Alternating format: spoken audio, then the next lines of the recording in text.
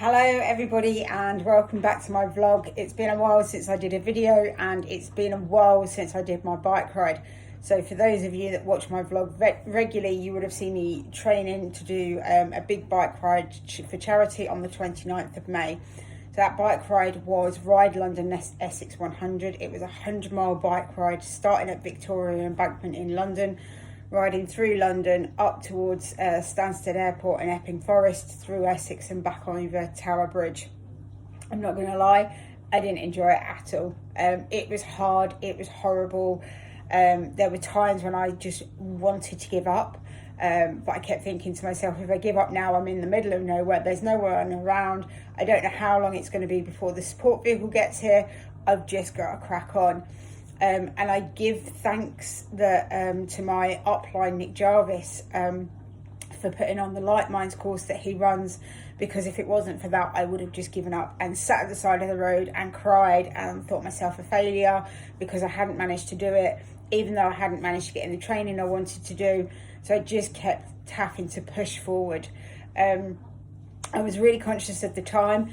We got stopped a few times because someone had thrown tacks in the road, so they had to clear that. Then someone else, unfortunately, there was a medical situation and that person didn't survive, unfortunately. My thoughts and prayers go out to their family and friends. So I just had to keep going. I knew I was on a time constraint and I knew I just had to keep going.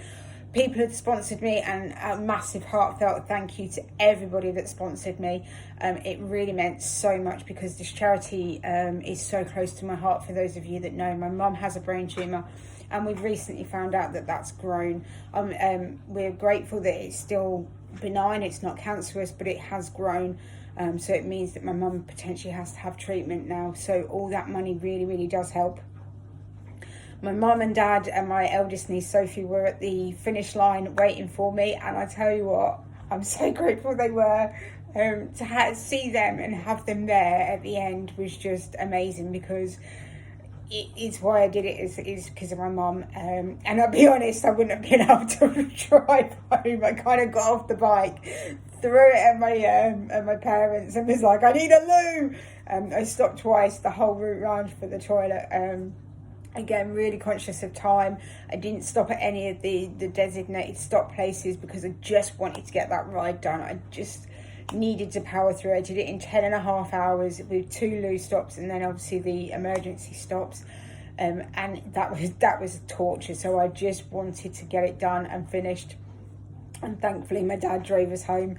I'm grateful that I had my Herbalife products, because the next day I was able to get up and walk. I had a very sore bottom, but nothing else. My niece found it hilarious when I tried to sit down and my bottom was so sore it hurt.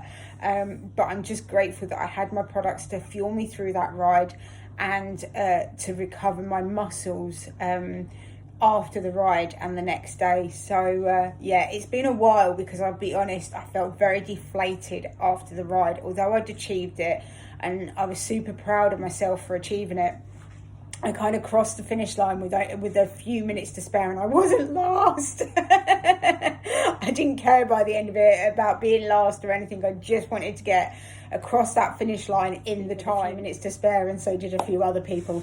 And then as we were packing up and heading towards the car, we saw some other people coming across the finish line as they were starting to take stuff down. So I was grateful that I got across that finish line before things started getting taken down. And in that time frame, I think there was a few people that crossed it just after the time cut off. So I'm not sure if they got a medal or not. But as we came across the medal line, I turned around to the lady next to me and I said, oh, we didn't get a medal. She went, oh no, we didn't, did we?